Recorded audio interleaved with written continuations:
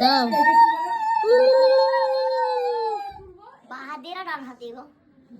আমি তো ডান হাত দিয়ে দিলাম, কিছু বললি না তো তখন। মেয়েদের সবসময় বাঁ হাতে সব কিছু করতে হয়।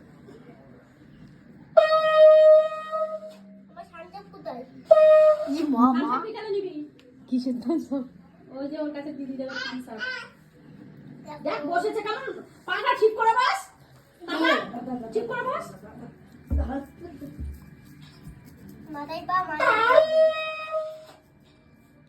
বল ভাই তোর আইবার মুখ ভালো থাকিস।